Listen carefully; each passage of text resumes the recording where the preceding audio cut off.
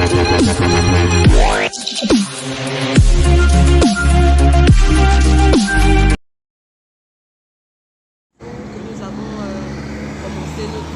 faim pour afficher notre mécontentement par rapport aux résultats frauduleux qui ont été publiés par le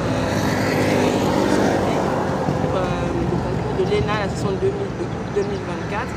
Alors ce que nous tenions à dire, c'est que nous sommes là depuis 2 jours maintenant et aucune autorité n'est venue nous parler. Nous sommes assis devant l'Assemblée nationale, sous la pluie, sous le vent, les moustiques, parce que nous faisons la grève de la faim. On a fait plusieurs recours hiérarchiques auprès des différentes autorités qui ont la possibilité, la capacité de résoudre ce problème de fraude que nous dénonçons depuis des mois. Mais malheureusement, depuis plusieurs semaines maintenant, depuis plusieurs mois, nous n'avons eu aucune réponse de personne. Donc, nous aimerions que les plus hautes autorités du pays puissent se pencher sur ce cas que nous dénonçons depuis longtemps maintenant et qu'ils puissent trouver une solution. Ça ne peut pas continuer comme ça en fait. On ne peut pas continuer comme ça. Il faut qu'on trouve une solution par rapport à cette histoire. Nous sommes assis là devant l'Assemblée nationale, la maison du peuple que nous manifestons. Nous voyons les députés de la transition passer, entrer dans la maison du peuple. Nous les avons interpellés plusieurs fois, de jour comme de nuit, par rapport à ce que nous vivons concernant le concours de l'ENA, mais personne malheureusement n'est venu nous voir pour nous dire quoi que ce soit, en fait, nous rassurer ou nous apporter des éléments, ou même nous soutenir. Personne n'est venu nous adresser la parole. La collègue, pour expliquer exactement de quoi il s'agit.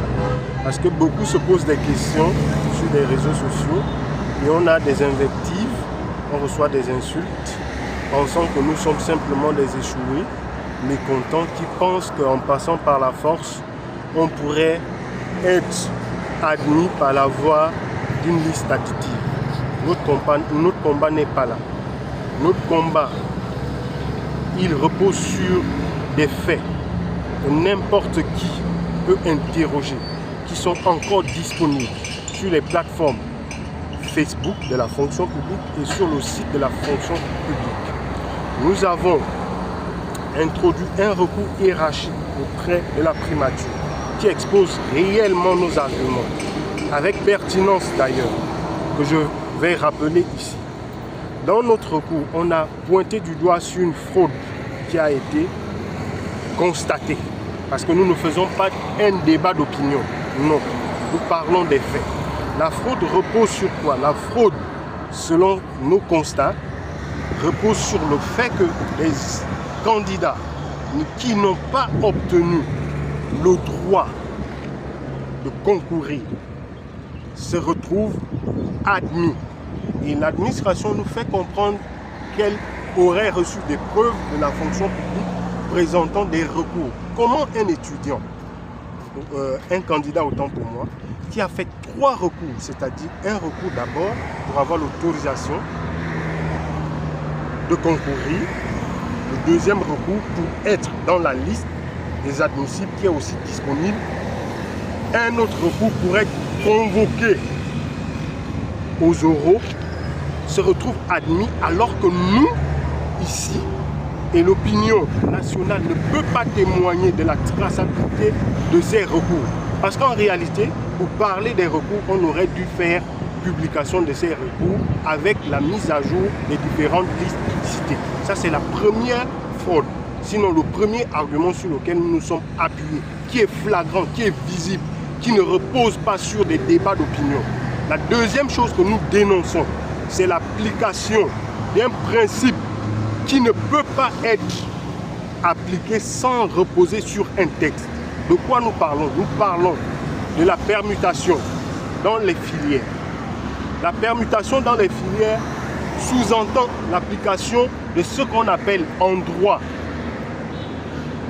comment on appelle la discrimination sélective. Ça devrait reposer sur un principe de discrimination sélective.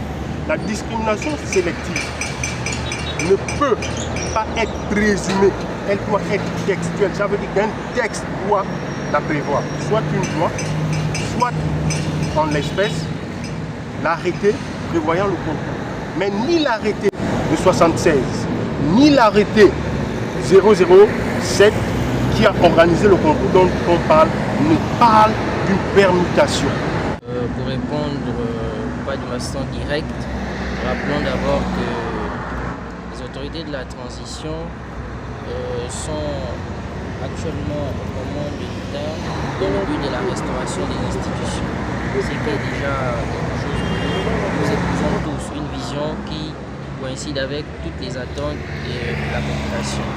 Alors, face à cela, c'est déjà une bonne initiative parce que ça place pas après pas la construction du pays que nous voulons construire. Mais eu égard au fait que actuellement, vu le mutisme de l'administration et également du Conseil d'État, nous nous posons la question de savoir est-ce que la jeunesse est prise en compte. Bien sûr, il faut faire participer à la révision des listes électorales, faire en sorte que la jeunesse soit acteur de la vie politique pour essayer d'amorcer un changement réel. Mais à l'heure actuelle, je suis tenté, avec mes camarades ici, de penser que nous ne sommes pas concernés par cette initiative parce que nous ne voyons pas l'action des autorités face à notre cas. Comme mes camarades l'ont dit, nous avons initié tout ce qui était procédural afin de pouvoir être conforme à la loi avant de descendre sur le terrain et manifester. Et par rappel aux faits, beaucoup de mouvements ont fait grève et tous ces mouvements ont pu trouver une oreille attentive à leur requête, notamment le mouvement des chômeurs et le personnel, la main-d'œuvre non permanente et bien d'autres, les enseignants, etc. Je ne citer que cela, ont pu trouver des solutions. Le président de la République a pu donner des instructions afin que des actions soient posées pour satisfaire à leur requête. Mais nous, depuis lors, rien n'a été dit. C'est pourquoi, avant de répondre à cette question, nous demandons au président de la République d'intervenir. Par son arbitrage, nous pourrons avoir gain de cause et nous pourrons retrouver notre place dans la société et peut-être aussi nous sentir maintenant prêts à engager la course de la restitution de la dignité du Gabonais et de la restauration des institutions. Et nous avons dit, lorsque nous avons débuté le mouvement, que nous allons rester là, ici, nous allons tenir mordicus jusqu'à ce qu'une solution soit trouvée pour nous. Car nous avons tous les mêmes droits et la loi doit s'appliquer à tout le monde.